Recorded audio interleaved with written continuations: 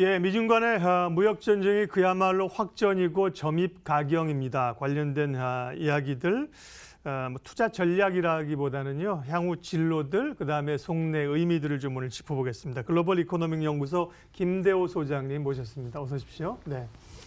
소장님을 모셨으니까 저희가 표면적인 이야기, 이렇게 돼서 이런 얘기를 하겠습니다만 좀 더 이제 이면에 있는 이야기, 내면에 있는 인사이트를 좀 짚어보려고 합니다. 일단은 관세 이후에 지금 미국이 화웨이를 대표로 해서 또 CCTV 업체, 하이크비전 이렇게 기업들을 계속해서 막 옥죄고 나오거든요. 이것도 때리고 저것도 때리고 일본, 한국에도 좀 니네도 협조해서 수입하지 말아라 이렇게 얘기하는데 좀 더 이제 제가 깊이 있게 여쭤본다는 게 왜 이렇게 화웨이를 때리는 겁니까, 미국이? 예. 화웨이를 때리는 데는 이제 공식적인 이유와 속에 담에 있는 속내 이 두 가지로 나눠 봐야 될 것 같아요. 겉으로는 이 화웨이는 미국의 공식 입장에 따르면 중국 공산당의 전위 부대다, 이 기업이 아니다라는 이런 시각이에요. 잘 아시는 대로 이 화웨이의 창업주 런 정페이가 인민군 간부 출신이고 또 주식 구조를 보더라도 이것이 민간 기업인지 공산당인지 애매모호하게 돼 있죠. 지금 상장도 안 돼 있어요. 그러니까 회사 내역을 제대로 알 수가 없는데 미국이 바라보는 관점에서는 이거는 공산당 조직이다. 자신들은 이것이 사원회사라고 그러지만 사원회사 같은 경우는 회사를 퇴직할 때 그 주식을 가지고 나갈 수가 있어야 우리가 흔히 이 민법에서 말하는 상법에서 말하는 사원회사가 될 수가 있어요.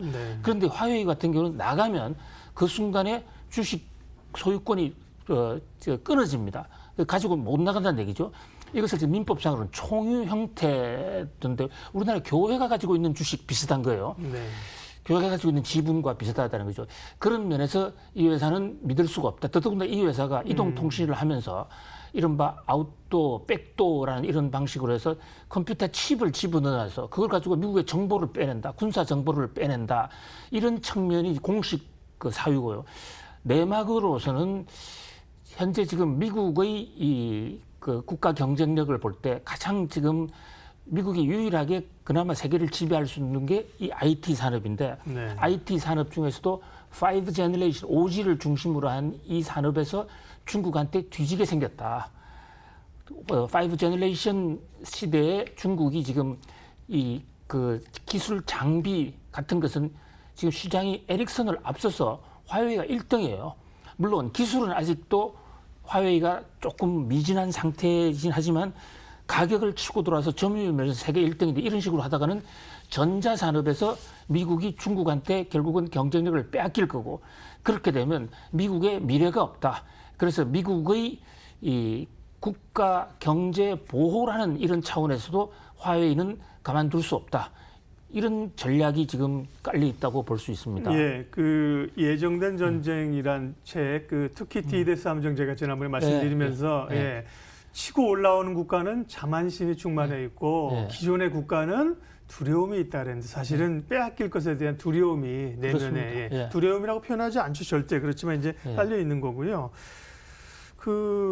중국이 그러면 쓸 수 있는 지금 카드들이 몇 가지 만지작거리고 있지 않습니까? 중국 항공업체들이 보잉에 대해 소송을 제기한다든지 히토류 얘기 한다든지 또 미 국채 얘기도 나오고 그러는데 국채 얘기 같은 경우는 사실은 좀 현실성은 떨어지는데 히토류를 포함해서 중국이 쓸 수 있는 카드가 이게 강력한가요? 일단 중국 시진핑 국가 주석이 이틀 전인가요? 거기 장시 지방이라는 곳을 방문했어요. 장시 지방이 그 바로 옆에 이 IT의 집산지인深圳이 바로 있습니다.深圳옆이군요.深圳바로 오른쪽에 있어요. 미국의 이제 이 중국이 히토류 세계 생산량의 절대 다수를 차지한다 이래 알려져 있는데 매장량에서 보면 중국이 반드시 많다고 볼 수는 없어요. 미국도 상당한 많은 매장량을 갖고 있는데 다만 미국은 거의 캐내지 않고 있고 중국은 값싼 노동력에 또 환경 문제에 제한을 받지 않기 때문에 많이 캐내기 때문에 수출을 많이 하거든요. 주로 티베트 지방에서 많이 생산이 되는데 그것이 선전의 IT 기업이 필요하기 때문에 장시까지 와서 거기서 이제 검출이 재련이 되는 겁니다. 거기에 히토류 회사를 중국 히토라고 중국 히토리 회사를 방문을 했죠. 히토리 회사 방문한 것뿐만이 아니라 거기에 대장정 출발 지역에 가서 헌화까지 했단 말이죠.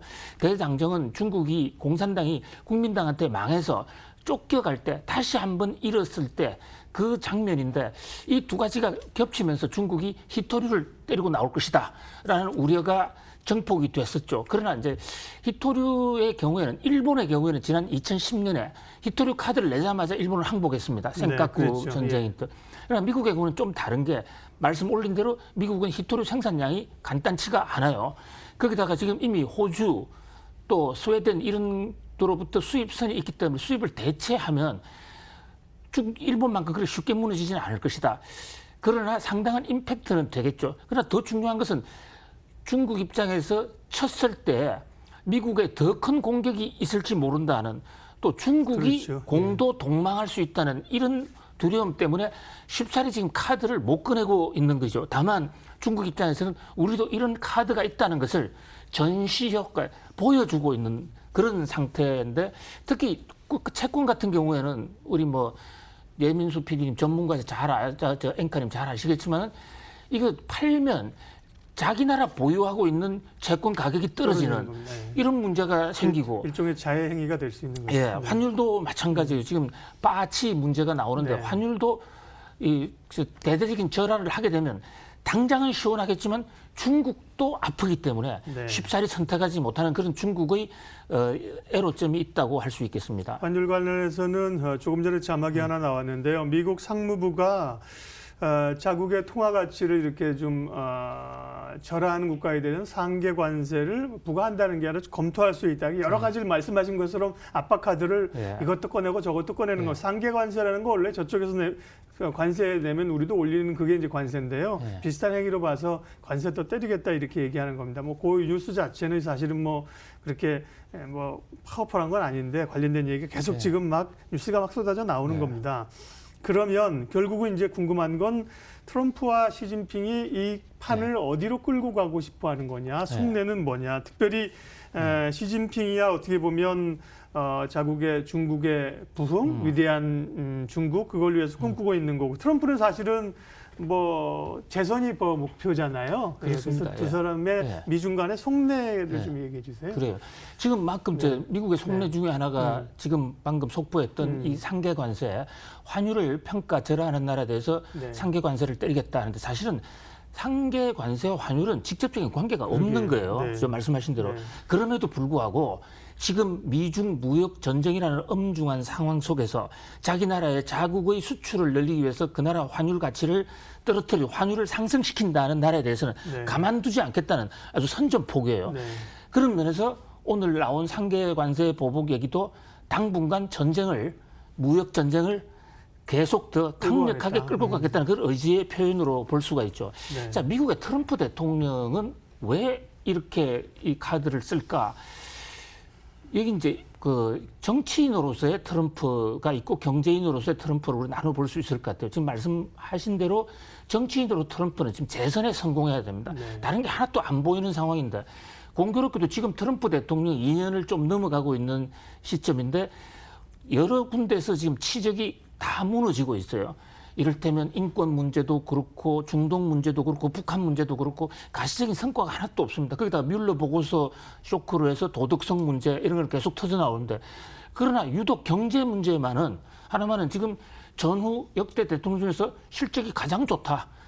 그거를 기반으로 해서 지지율이 상당히 올라갔거든요. 네. 이게 경제 문제로 해서 계속 올인을 하겠다 하는 그런 어떤 자세가 역력해 보인다고 할 수 있겠어요.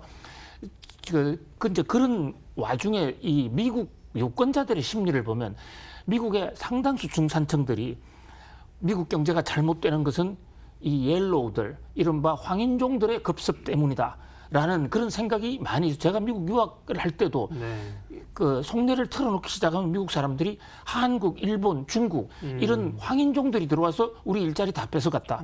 흑인들은 들어와서 저 백인들의 사실 종살이도 오래 하고 허드렛이라고 이랬는데. 예, 허드렛인데 백인들은 처음에는 그런 것 같아가도 머리도 있고 성실하고 이러니까 들어와서 미국의 경제적 부를 다 독점해 간다. 그래서 중국을 때리게 되면 미국의 중산층이 지지층이 결집하는 그런 그 효과가 있어요.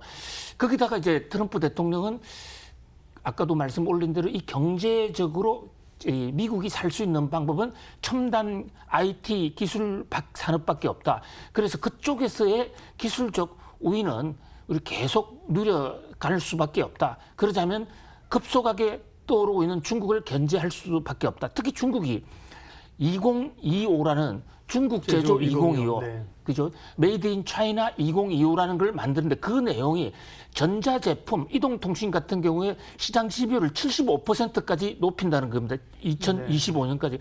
그렇게 되면 미국이 살 틈이 없습니다. 말씀 주신 대로 투키디데스의 함정 같은 거 보면 이게 동물의 농장하고 똑같은 거거든요. 두 마리 늑대가 지배하면서 이 동물의 농장에 평화는 오지 않는 겁니다. 네.